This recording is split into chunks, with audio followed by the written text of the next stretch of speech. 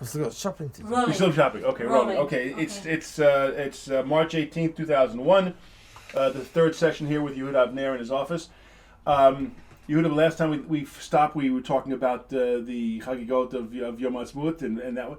So now, right out, that was in May, and now we're moving into June, and the famous incident of the Aunt Elena, and you leaving Jerusalem for the first time. Tell me what happened.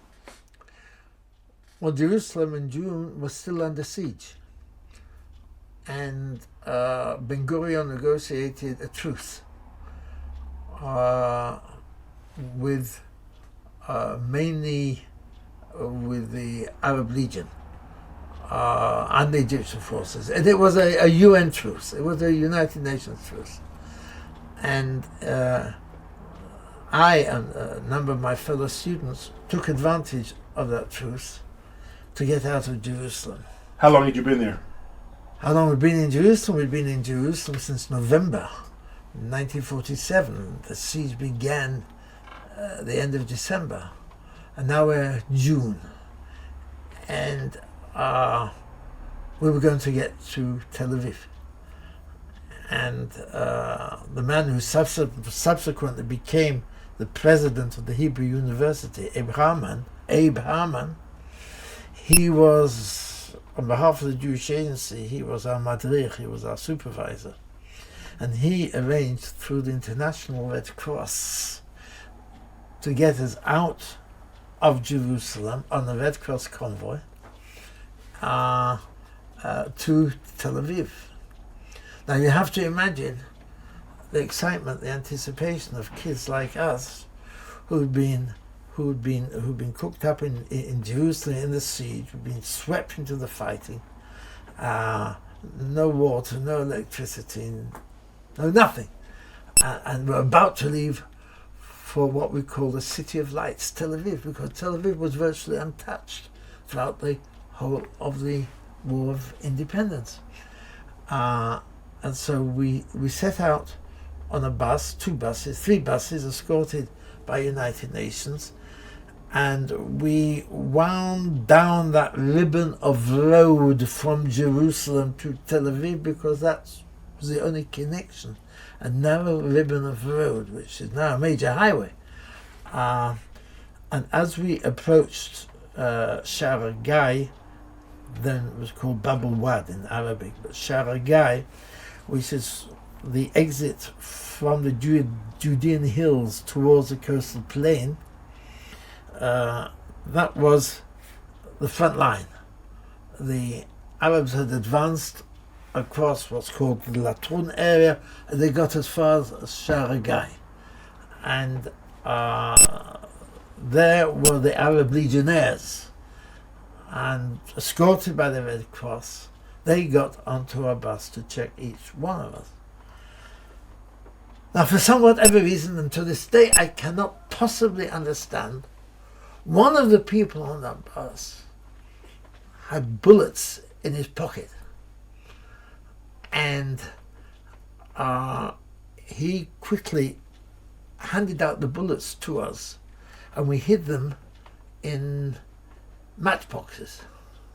In those days, people used to smoke, and this was before the light had been really invented.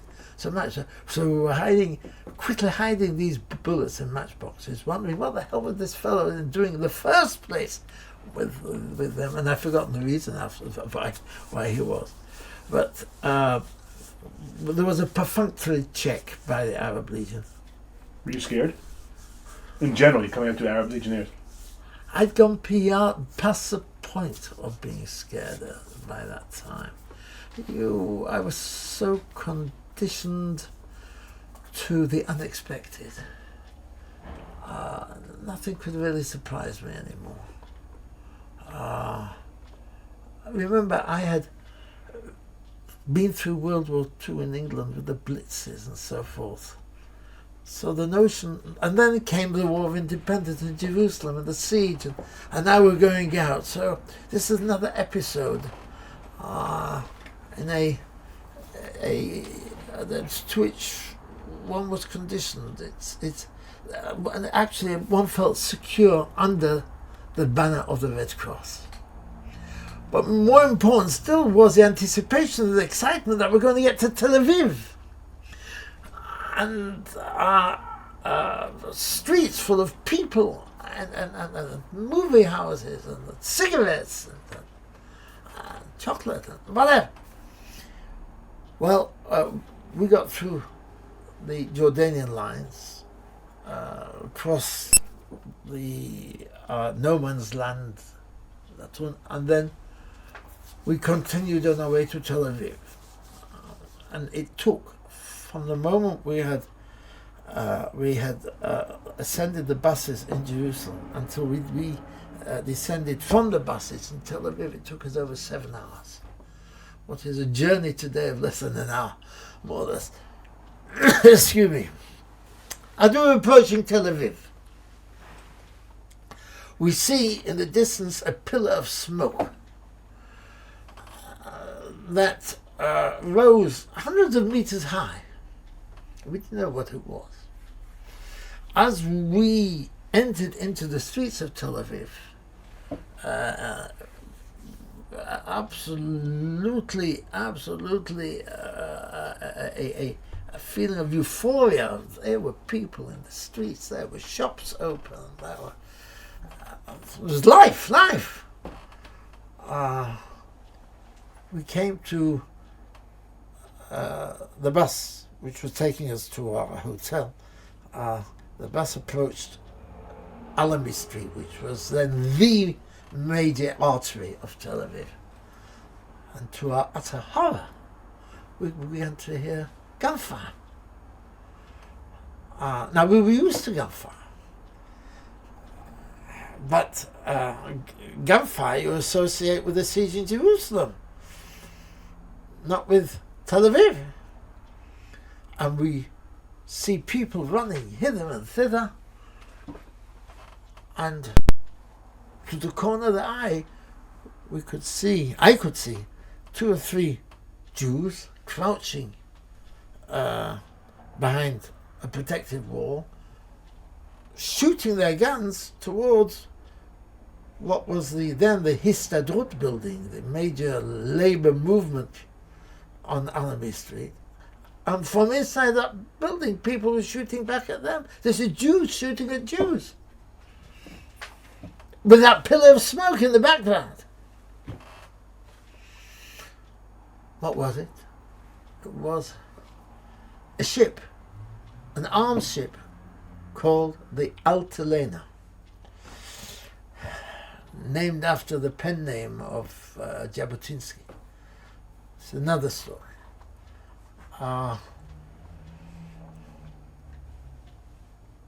We reached our hotel and we pieced the story together. And the story was this. There was a truce that Ben Gurion had negotiated through the UN. And part of the conditions of that truce was that no new arms would be introduced into the military sectors of either side, Arab or Jew.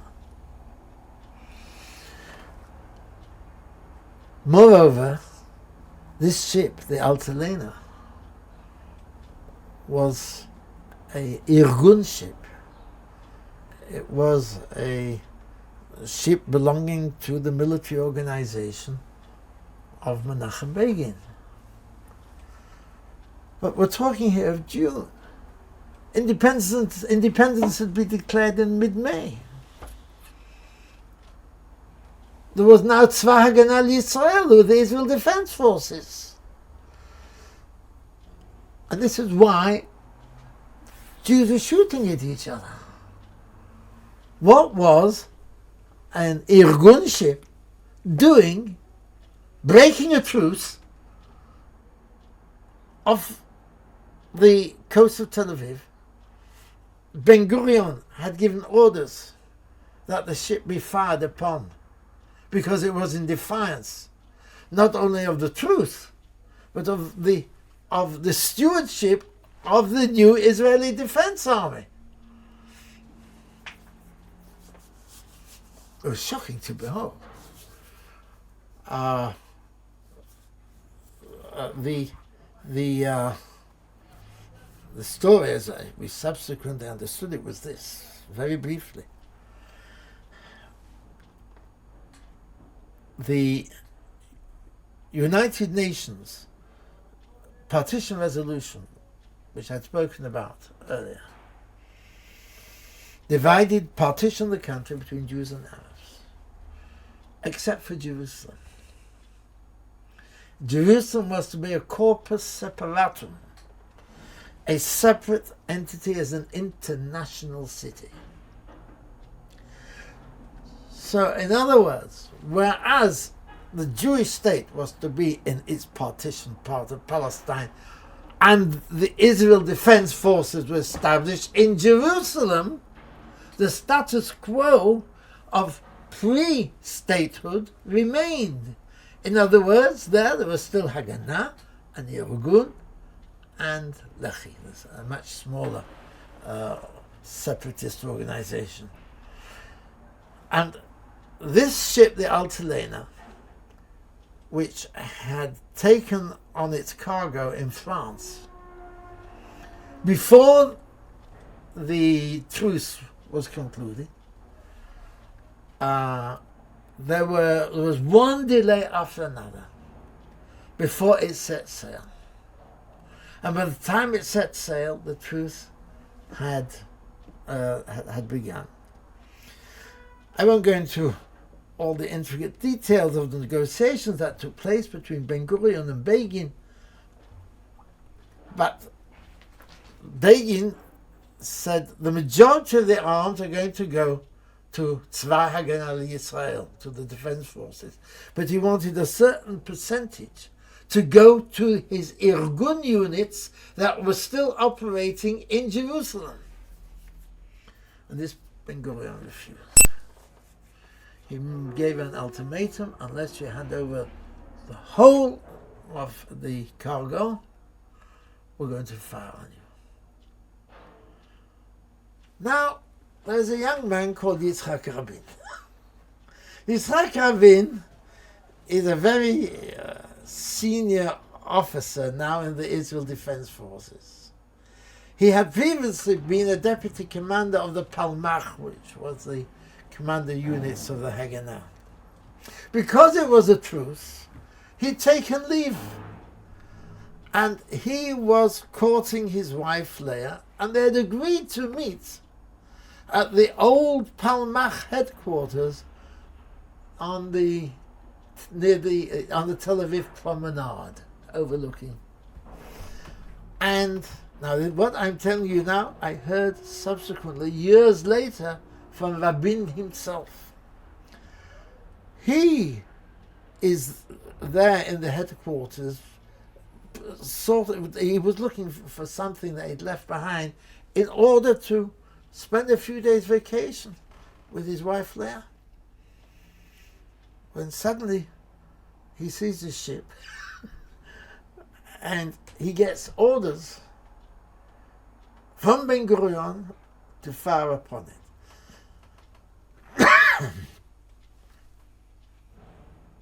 Now imagine this quandary. He told me he believed every word that Ben Gurion had told him, that this was an attempt on behalf of Menachem Begin to mount a putsch against the new government of Israel. And so he gave orders to begin shelling the ship. Now, according to what Rabin said to me, he did not want initially to hit the ship. He just wanted to send warning shells. And the first shell, it fell X number of yards from the ship. The second shell, X yards from the ship. And the third shell hit the ship. And because it was an armed ship, then the cargo began to explode. Now Begin was on that ship. And he was ordering the crew, his men, don't shoot back! לא לראות חזרה. לא תהיה מלחמת אזרחים. No civil war. This now I heard from Begin many years later. He didn't say it in quite this theatrical manner I've just done it. But this was, and his comrades, they threw him off the ship into the water for fear of his life. I think 13 people were killed on that occasion. But this command, which still rings in my ears, no civil war.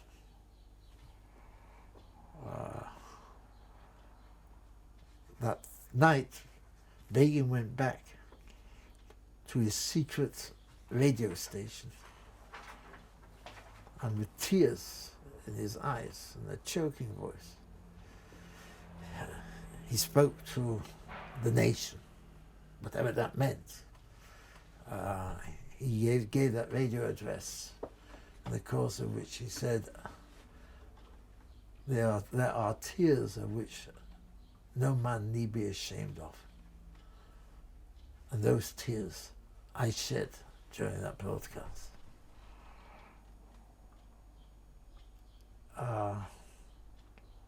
Once, years later, and I'm working very closely with him, and a trust has developed between us. And I asked him,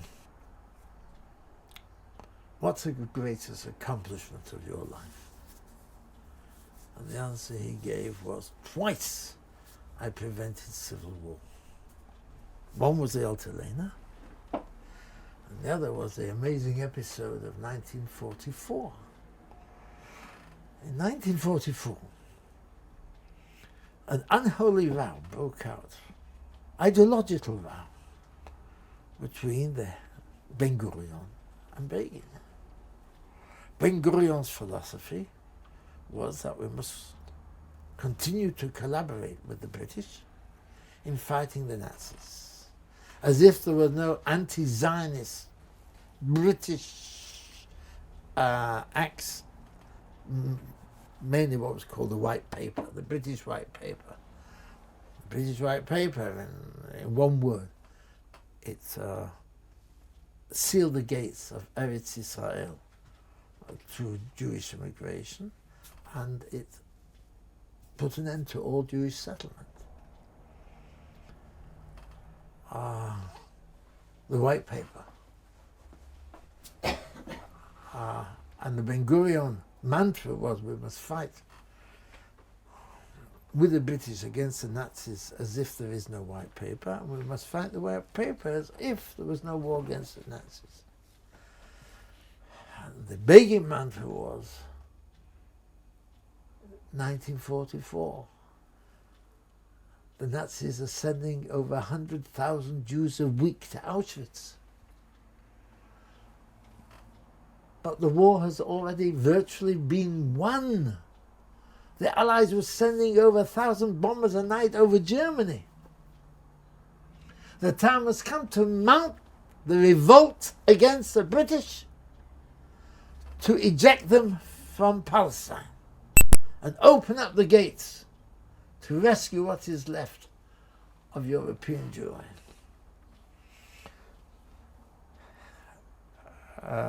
In this situation, the Irgun under Begin mounted a revolt against the British. It was ugly.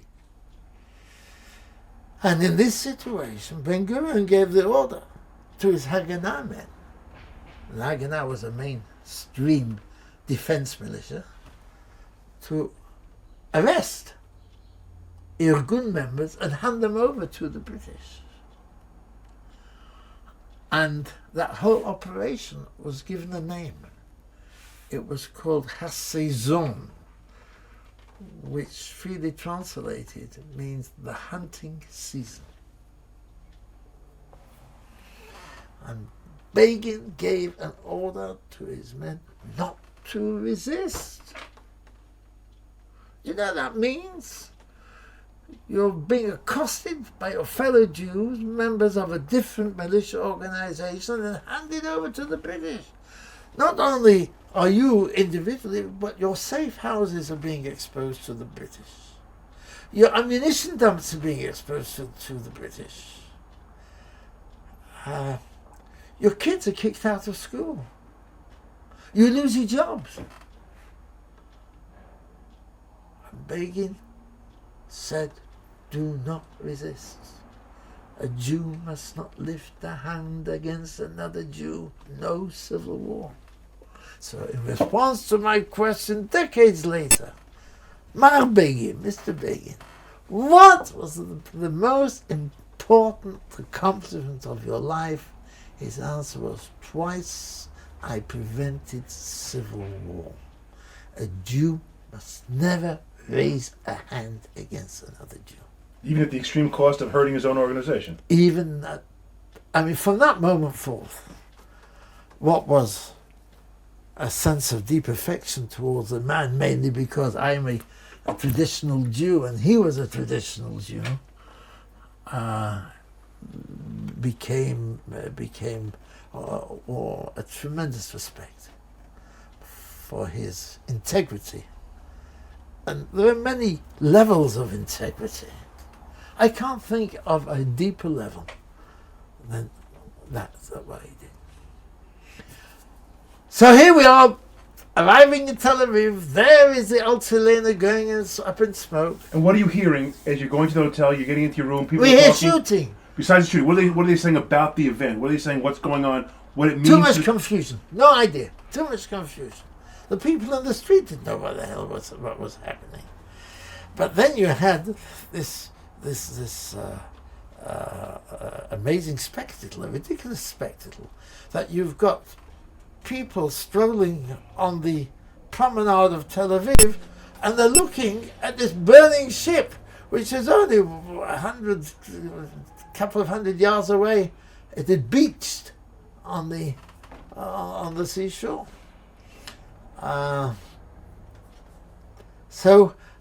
This was my entry into mainstream Israel.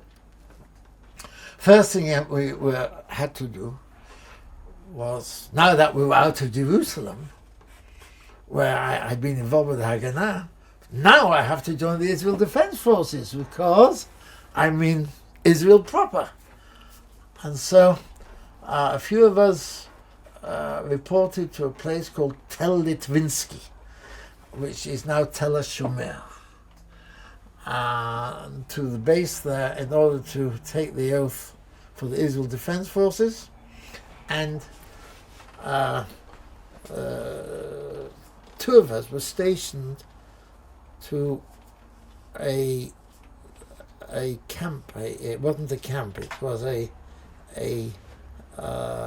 few huts on top of a hill in a place called Herzliya Pituach Ezor Gimel. That is Herzliya Pituach, development area of Herzliya, Zone 3, which are all sand dunes, except for this hillock upon which stood a few huts. Now we're talking about one of the hubs of Israeli high tech, that whole area, and one of the most desirable residential areas of the whole of Israel, Herzliya Pituach.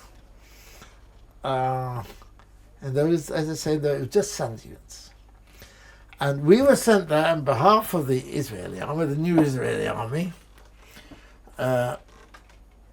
In those huts and tents was a group that was about to establish a new kibbutz. This new kibbutz was to be called Saad in the Negev. And our job was to escort them, to be their military escort. And that was my first experience of what it means to come.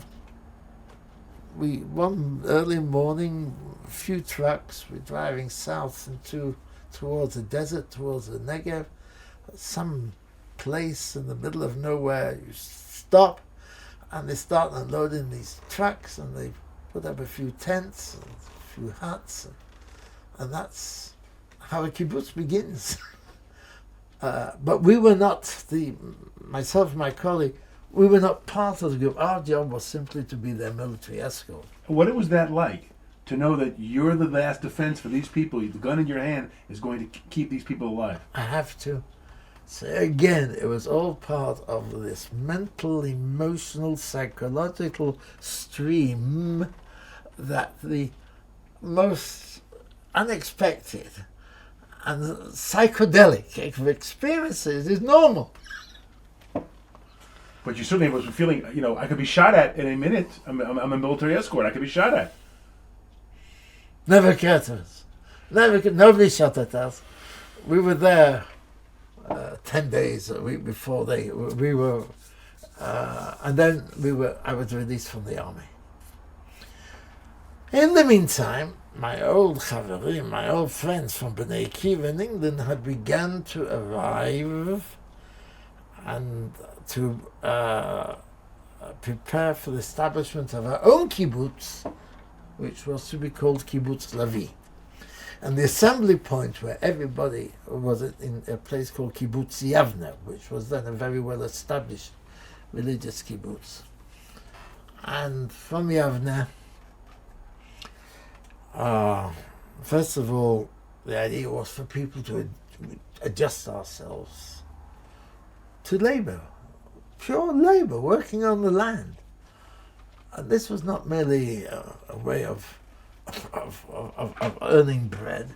This was an ideological act. This was a statement. We were going back to the land.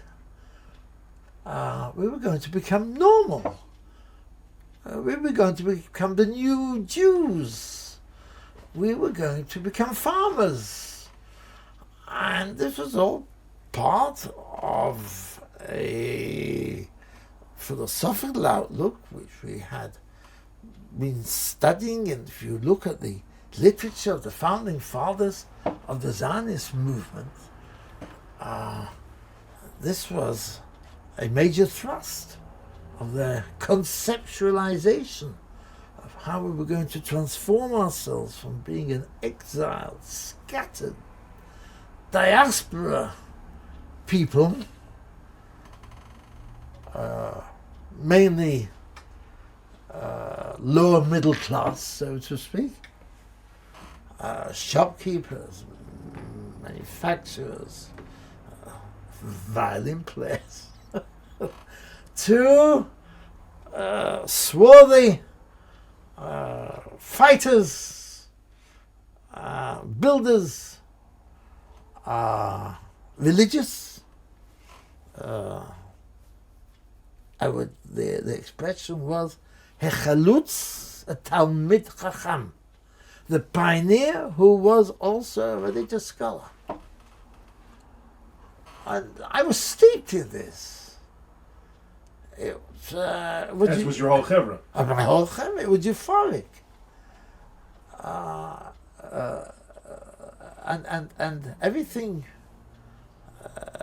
we did, every sod of earth we turned over was a new act of self-rejuvenation. The fact that you got blisters on your hands and you sweated like hell, it was not easy to blend the reality with the ideology. But there we were in Kibbutz Avner. We were learning how to plow. We were learning how to reap. We were learning how to adjust to getting up at dawn. And then the day came, and we had a truck and we had a trailer. And we had a tractor to pull the trailer. That's what we had. And we drove off, again through, there were hardly any roads in the country in those days, to a place called Sedgera. Sedgera was a agricultural village that had been abandoned going back to the time of the Ottomans, the Turks. Ben Gurion had worked there as a labourer in Sedgera, and that was to be our final base camp before we were to set off for this hill, actually a hillside, maybe 10, 12 miles away, where we were going to set up our LaVie. And that was chosen because it overlooked the road to Tiberias. So there was a strategic reason why it was there. It was also opposite the ruins of a place called Lubia. Lubia had been an Arab village which was famous, infamous, for its attacks on Jews and atrocities against Jews. Notice the similar resonance, LaVie, Lubia. Why? LaVie appears in Talmud. It was a very ancient name, as a pundak, an inn between Tzipori and Tiberias. And LaVie is about, 15 kilometers or so from Tiberias. So came the dawn of mid-February 1949, and off we go with our truck and our trailer and our tractor, and there were about 40 of us. We were literally singing. We were singing Anu olim arza livnot ulehivnot ba. We have come to Eretz Israel to build and to be built. We were going to change the world. The idea was that the Kyboots would not only settle the empty places, but it was also going to build a new society. You were 22, 23 years old? Oh, come on. By then I was 19. 19. I was 19. Okay. Every 19-year-old thinks they're going to change the world. Did you ever sense that you had a higher purpose? Yes. Because it was inspired by a deep religious inspiration, compulsion that we were going to build a new society. Remember, as we're doing this, Europe is still in ruins. As we're doing this, the Jewish people are still in ruins after the Holocaust. And we were the very contra of that horrendous experience. We were self-confident. We thought we were brave. We had been given an ideology to translate into facts on the ground. Not only were we going to help building a new Jewish state, it was going to be a religious state. And I don't mean that in the sense today of Haredi, of extreme religious. No, our slogan was Torah va'avodah. Torah and labor and work. and we didn't have many role models. All the role models belonged to the secular Zionists. I'm talking about a man by the name of Aleph Dalet Gordon,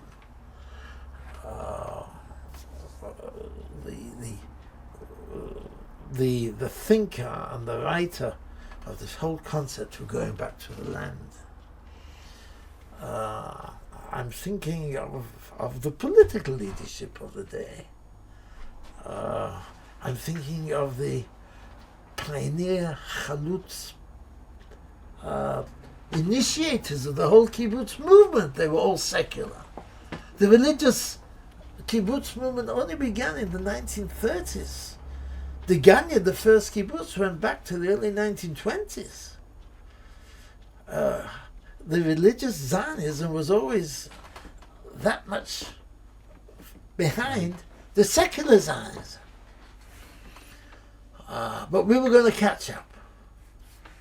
And you were going to be the leaders to catch up. Oh yes, oh yes. You were the we were the aristocracy. We were the aristocracy. We were an elite. We had a uniform. It was an unofficial uniform, but when we went into town, then we strutted around in our shorts. We wore Russian-style shirts. That's scarf. Not a scarf. No. It buttoned on the left-hand side and with an embroidery on top. Rubashka. It's a Russian shirt, right? Russian shirt. Yeah. Rubashka. Rubashka. In Russia they call it rubashka. Oh no, we were, and we all wore the same kind of grey caps at a cocky angle, and boots. We had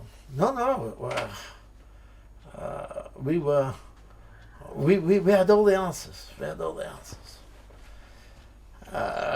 So we put up our own tents. We put up our own huts.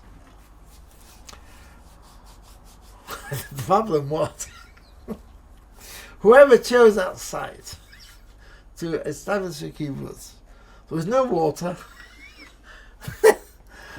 and all there were stones, rocks and stones, classic to Lower Galilee, which is where we were. So our first task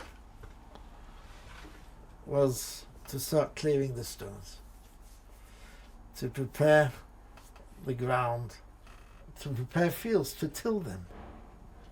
They had been tilled in hundreds of years. My very first job actually was to dig the latrine.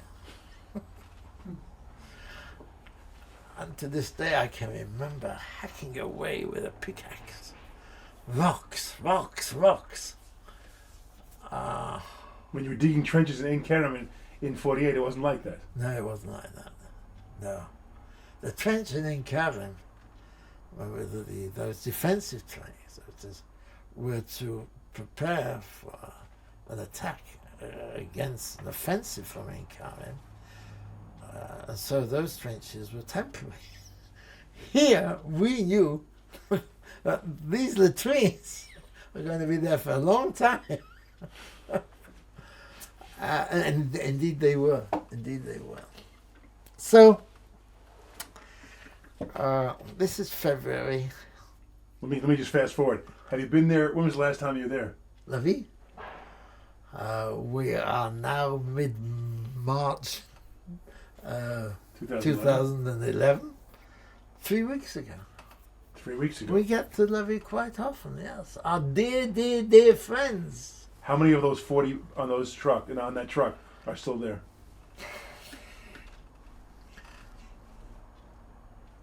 Half a dozen maybe. Anything look familiar? Any one thing look familiar today? Of LaVie? the second dining hall that we built. The second dining hall that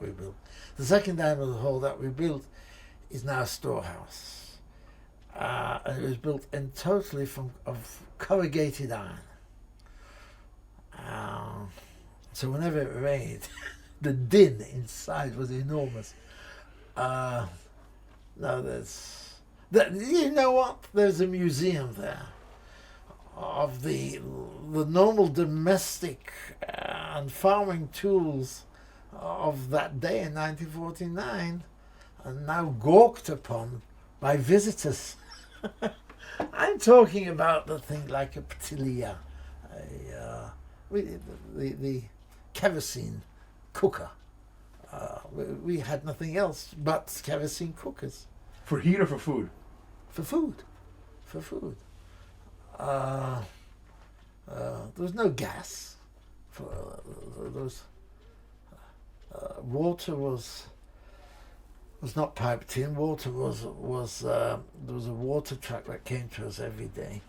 When I say came to us every day, but who's us? I mean, we know who we are, but where are us? Where are we?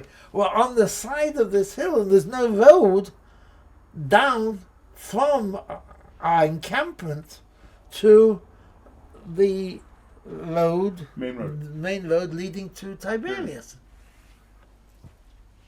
I remember the third or the fourth day, I'm still hacking at my latrine, when we were told that the first president of the state of Israel, Dr. Chaim Weizmann, is taking the waters at Tiberias, and he's going to be passing along that road at a certain hour on a certain day, and he would like to shake us by the hand.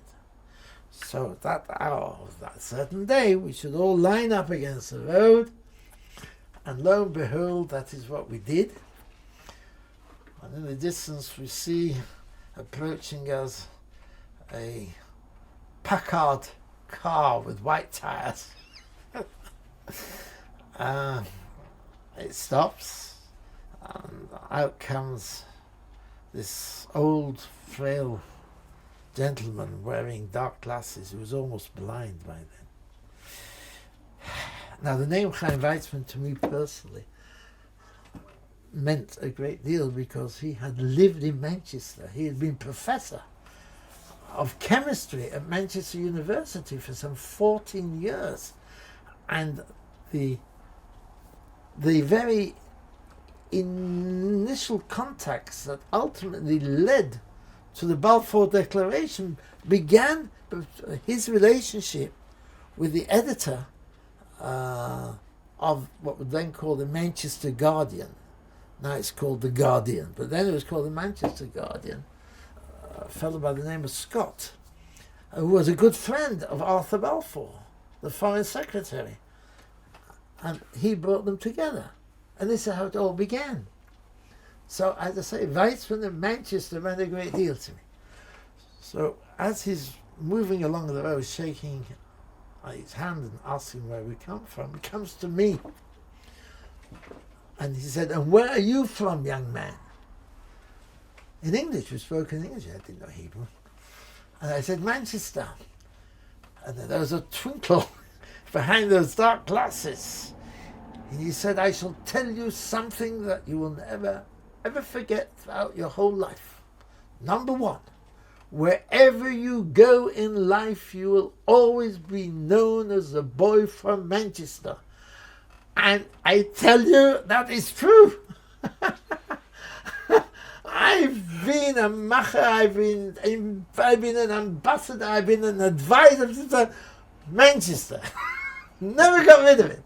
And the other thing he said is, Manchester is a place to come from, not to go to.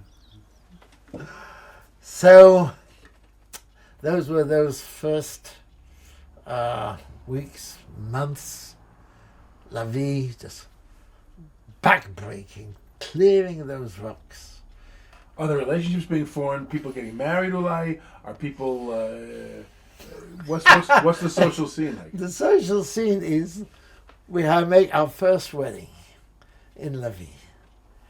the first sledding in LaVie, and this is what happens. First of all, the girl's from London. Ruth Golka was her name. And so for the day of the wedding, the London family come to LaVie. And they come dressed for a London wedding. And it's still the mud of the winter. And we still don't have a road. And so we take the tractor and the trailer down to the bus that drops off the bride's family, who are all dressed up for a London wedding. And they get on this trailer and the trailer starts winding its way up the hill and it gets stuck. And so you've got all these fine people. Verputzt. And we had to carry them up the rest of the hill to the top. The fellow's name, the groom's name was Theo. So here's Ruth and Theo. Theo was a survivor of the Holocaust. It was a beautiful wedding. We had decorated the tractor with flowers and a smaller trailer we had, and the bride and groom came to the chuppah on this trailer pulled by this decorated tractor. And the little chuppah, with the rustic simplicity and authenticity, it was probably the most beautiful wedding I've ever attended.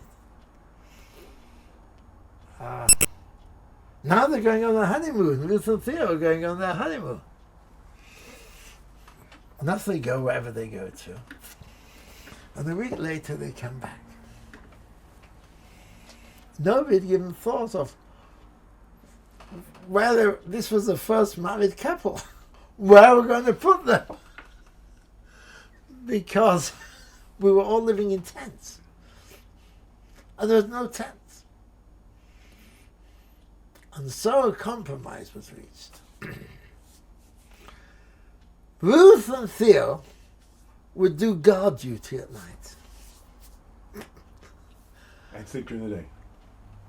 And move into one of the tents of a couple of the Chavarim who were working during the day, and hence the tent was available for them to sleep.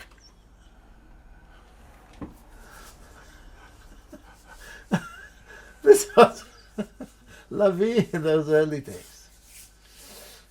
And the night you went to hear Begin. Well, look, first of all,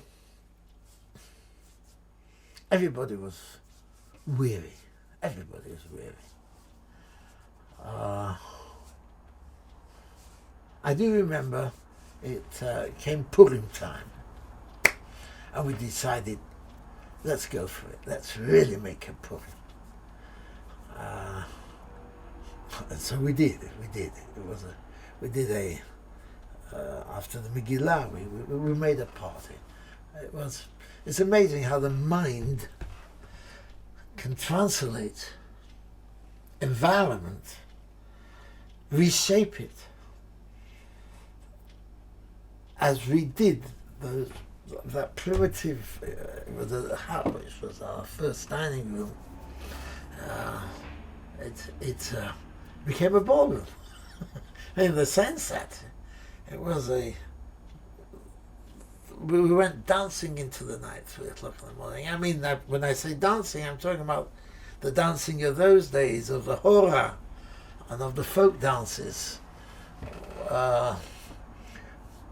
which expressed the mood of the time. But then we had heard news that the first election was in 1949. Shortly after we had established LaVie, and then we heard after the elections that Menachem Begin was going to speak at a movie house in Tiberias, and a row broke out among us because some of us wanted to go and hear him, if only to break the monotony of the routine of the back-breaking stone clearing. Others said, no, the man's a terrorist. And we had a maskir pnim, I don't know what you would call the maskir pnim. I would say he would be the one responsible for the social working and cohesion of the kibbutz. His name was Wolf Rapun, the nicest guy. And he was a soft-spoken fellow, and he said, anybody who wants to go and hear Begin, I make sure you'll get the truck to take us down to. So a lot of us went. And it was to this rundown cinema which he spoke. And in those days there were no tiles on roofs. All the roofs were all made of metal, of cast iron. And as he began to speak, it began to rain again. You couldn't hear a word he was saying. The audience were all variations of ourselves, all chalutzim, pioneers from different kibbutzim, moshavim in the area. And most of us fell asleep when it began. We were so tired. But then, because of the rain on the roof, we woke up. And there, the essence of Begin's speech was this new country of ours, State of Israel, parliamentary democracy,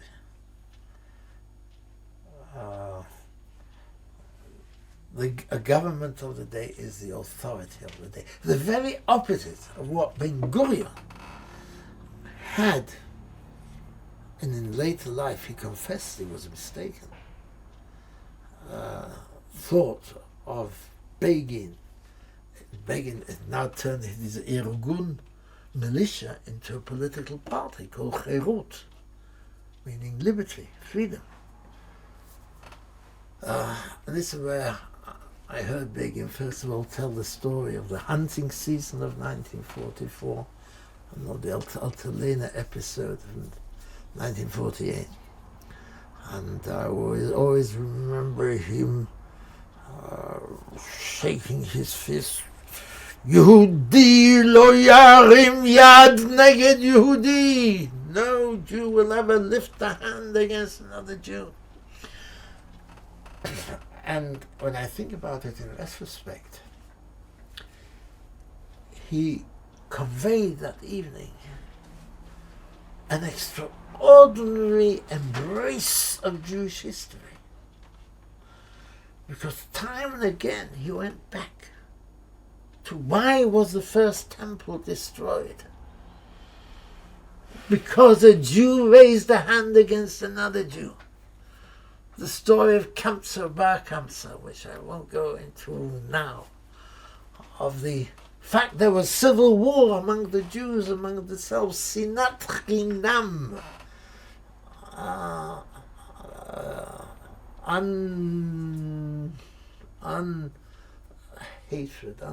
unprovoked hatred, over and over again. So he was moving thousands of years of history and transforming them into the present tense and the relevance of what it means today. Because the internal debate within Israel in 1949 after that election, which was a pretty brutal election in the sense of, not physically, was who's seizing the high moral high ground? And the high moral ground were those who had done most to expel the British to establish a Jewish state.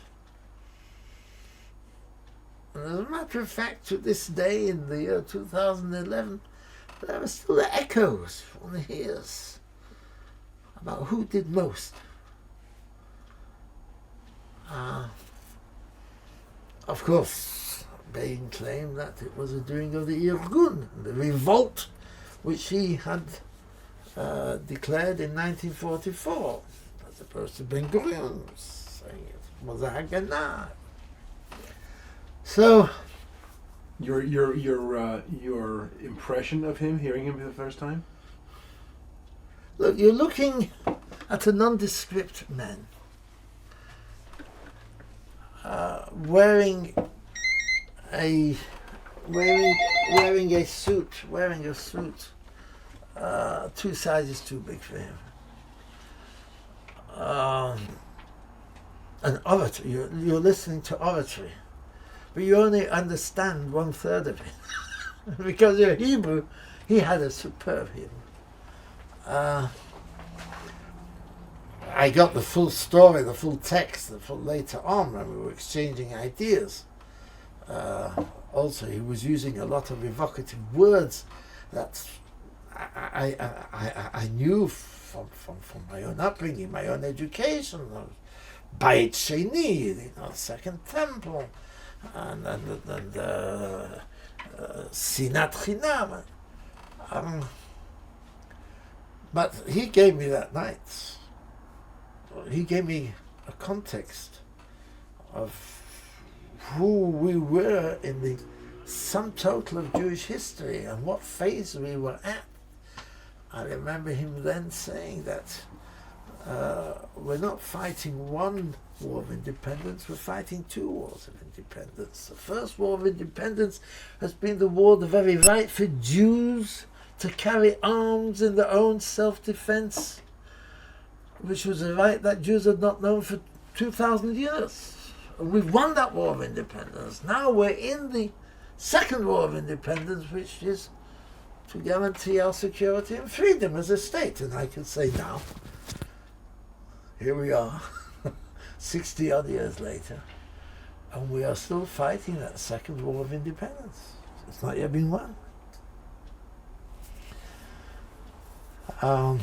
You walked out of there saying Excuse me. you're feeling converted to his ideology, or you walked in thinking that? No, neither.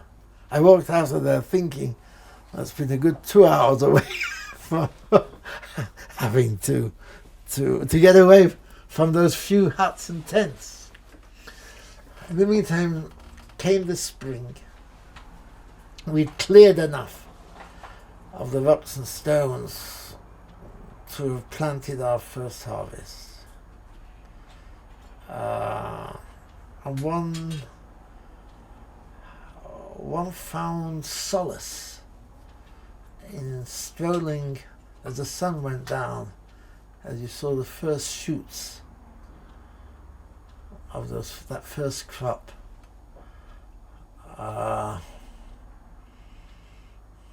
And there was one such evening that Wolf Hebron, came up to me and said, let's go for a walk to inspect these shoots of this first crop, so to speak. I didn't know that he had something else in mind. And so there we were.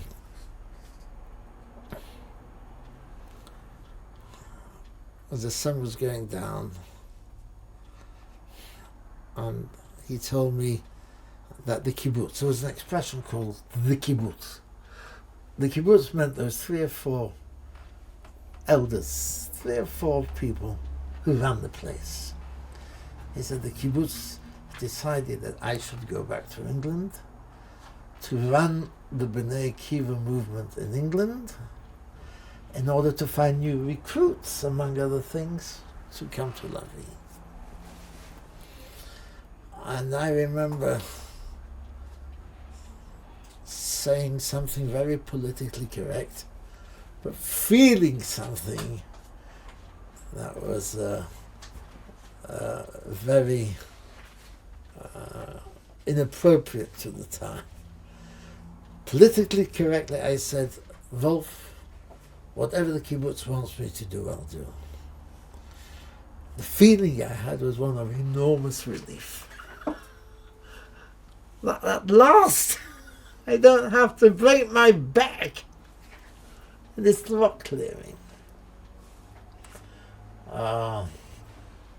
Truth to tell, I had a certain moral obligation to go back because I had come with the Machol HaMatach, the Institute for Leaders from Abroad, and which the whole purpose was you do a year of training, then you go back to your youth movement. And I had no intention of going back. And I overstayed by close to a year. I was almost 2 years in the country when he said. And so he pointed out that I had this moral obligation. So I went back to become the maskir, the secretary of B'nai Akiva. And that's one of the first thing I did was to call on the home of family Kalingold, whose daughter Esther I had been with in Jerusalem during the siege, and she'd been killed. I was one of the last to see her alive in the Battle of the Old City. And there I met my wife. I met her younger sister Mimi, and Esther told me a lot about her younger sister Mimi. Esther was older than me by about 4 or 5 years, and a new chapter began. Now here I'm stopping because you don't want to know about what happened in B'nai Akiva in England. We're sticking. Not so much. Maybe a couple of things of what ideology you were teaching and how they were receiving it. The most important thing that probably happened to me whilst I was in England, and B'nai Akiva in those days was a very serious movement. Its ideology was ferociously in favor of Aliyah, training for Aliyah, and for Kyboots. We have to remember, we're talking about a period in human history where there was a lot of idealism about. The war was over. There was going to be a brave new world. There was going to be United Nations, which was going to put an end to conflict everywhere. And particularly in Britain, there was the Labour government that come into office, the welfare state. It's bespoke to me very much because I've been brought up on religious Zionist socialism. One of my heroes was the weekly magazine called The New Statesman and Nation, edited by a man called Kingsley Martin. This was enlightened socialism, and it spoke to me, to us. I have to ask you this question. You also are a very educated person. Do you not feel that your knowledge and ability was being compromised to go work in a kibbutz as opposed to entering? The answer is no. No. If you look at my generation, you will find that all of us virtually received our education much later on. If you look at the leadership But you went to good schools in Manchester. No, wait. When I went to Bnei Akiva, I was also studying at the London School of Journalism. But if you pause for a moment and look at the leadership of those days, the Ben Gurion and the Goldad and the LaVie Eshkols, and you think of the leadership of today, the leadership of today is much better educated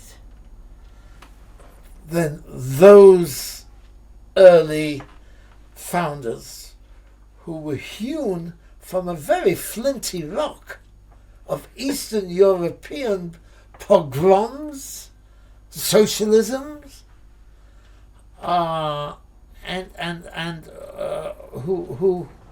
who came out to Eretz Israel when it was rocks and stones and swamps and so forth. But like you said, it was an idealistic time, though.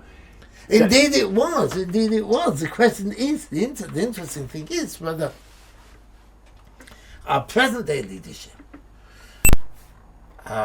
will be up to the test as the predecessors were. There's no ideology today that exists that sustains anything today. I don't want to make a comment on that. I want to say that none of them, I'm speaking now in March 2000, have been put to the same kind of tests that they were. They created something awesome from nothing. And what is interesting is, and this is with all the 2020 wisdom of hindsight, that none of them thought they had succeeded. Only in subsequent periods, when the others were standing on their shoulders and looking back, did they see that succeed. I begin with Bilu. The first Aliyah of the 1880s. They failed. What do I mean they failed? They had to have a Baron Rothschild to bail them out. But subsequently, a future generation looked back and saw that they had in fact succeeded, because the very first towns and townships of the country they had built, whether it's Zichron Yaakov or whether it was Rehovot or whether it was wherever. The very first towns were built by them, but they did not live to see their success. Then you come to the second Aliyah. Now the second Aliyah is lauded as an Aliyah of pioneers, of heroes, but they did not live to see it. That is to say, they who founded the whole of the Kyboots network and set up the scaffolding and the infrastructure, which eventually, on which we built the state, most of the immigrants of the second Aliyah left the country. You can go that from decade to decade. If you look at the 1950s and the Ma'abarot, they were refugee camps. And they were breeding all kinds of ugly things in those camps. But now when you look at the government of Israel, you see a very serious percentage of the leadership were bred in those camps. But as they were living it, they were failures in their own eyes.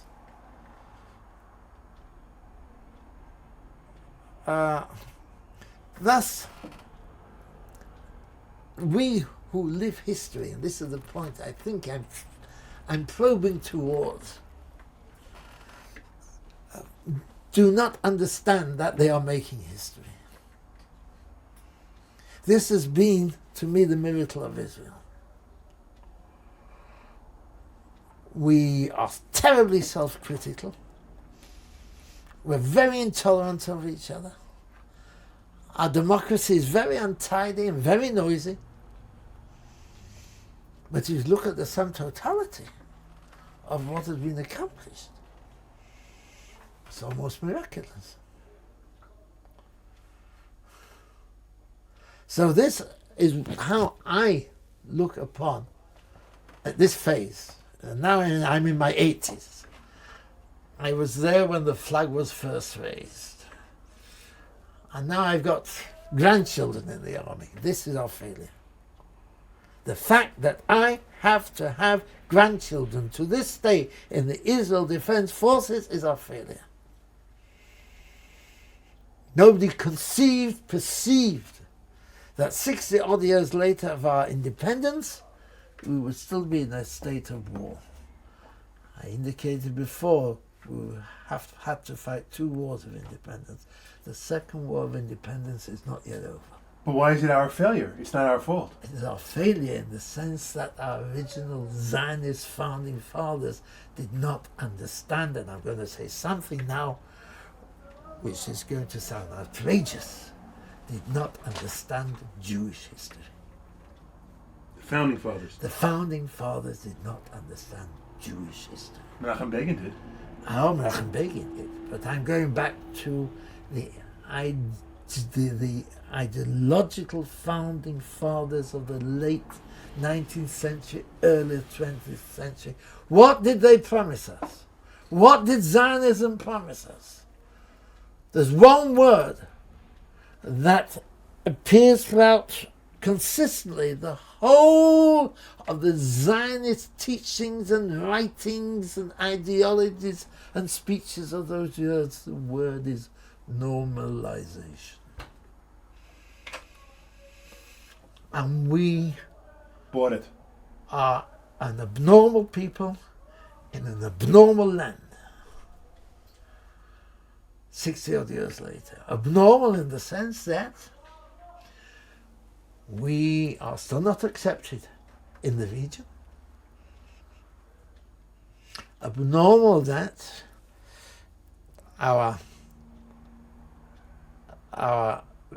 the recognition of the international community of us is then in a state of attrition and erosion. And this is what I mean when I say they did not understand the Jewish history. They thought that just as after World War I, Woodrow Wilson, 14 points, self-determination, all the Zionist founding fathers, the ideologues, the Pinskers, and the Hesses, and the Herzl, they were all from Europe.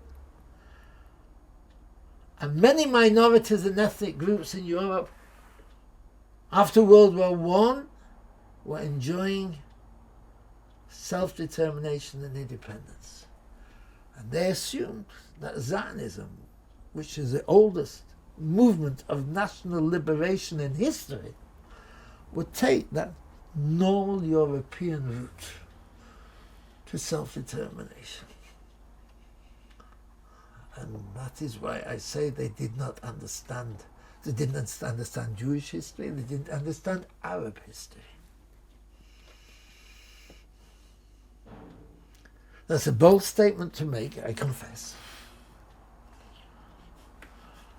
But an understanding of Jewish history is always nonconformism. We are not only nonconformists within society, it transpires that we are nonconformists within the family of nations. Not only that did they promise us normalization, they promised us the end of anti-Semitism. Through normalization. A people without a land is abnormal. Bring land and people together again, we'll become a normal nation in the family of nations. Did they begin to construe in their wildest dreams that the very existence of the Jewish state would in and of itself be a cause of anti-Semitism, which it is today? These are some of the lessons that I've learned during the more than 40 years in which I served in our foreign service, in which I served 5 prime ministers, and what was the purpose, I'm speaking philosophically now, of the whole exercise was to present ourselves as a normal nation in the family of nations. So Zionism, which had many accomplishments, in that sense, did not succeed. Zionism succeeded overwhelmingly in auto-emancipation, the emancipation of ourselves within our society. We are normal within our society. We don't walk around with chips on our shoulders within our society. We don't have to prove anything to the goyim within the confines of our society. But when it comes to the nations of the world, we are, as somebody well put it, the Jew of the nations.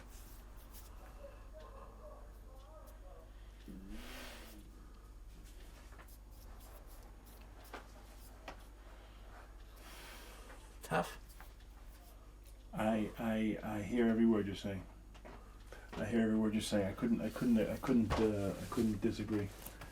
Some of those things I've said myself in different forms. I 100% agree. We'll call it a day. You know what? I have one last question actually. Off this top. I mean, we were talking about Theo, the first wedding. He was a survivor.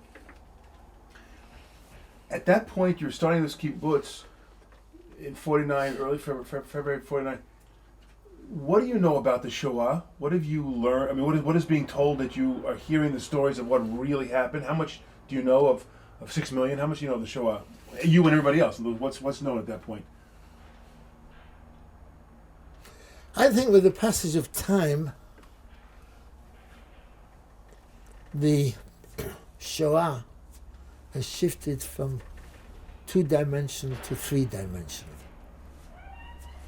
That is to say, this is ironic, that in the immediate aftermath of the Shoah, one was so engaged, the energies were being almost exhausted in restoring oneself to the normalities. This is perhaps among other reasons why Shoah survivors didn't speak very much about the Shoah. We come to the Eichmann trial. I was involved with the Eichmann trial. We'll get to it later. Okay, yeah. I don't know if it was all that of a watershed that people say it was. Maybe, I don't know. But the fact is, in the last 10 years, 10, 15 years,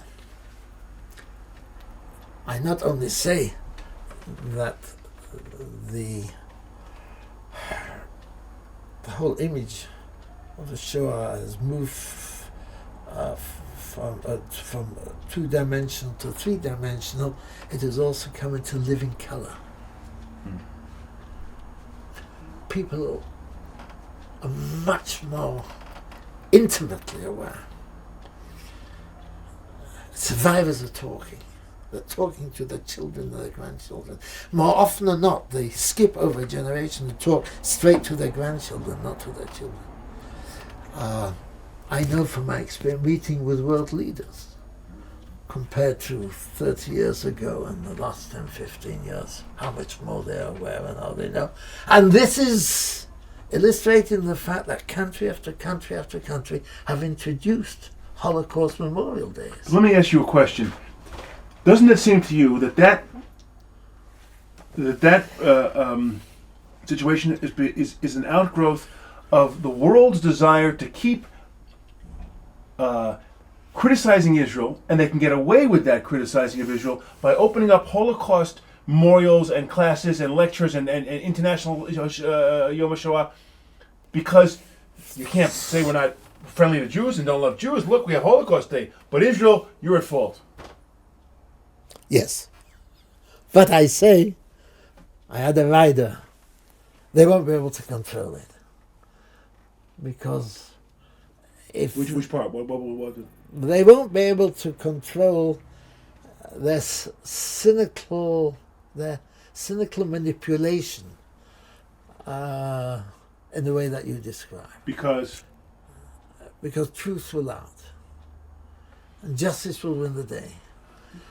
And with each passing generation, so long as the memorial commemoration and memories are being kept alive, the more it will be understood the relationship between the helplessness and the homelessness of the Jewish people before 48 and the creation of the state and the inevitability of Shoah in one form or another.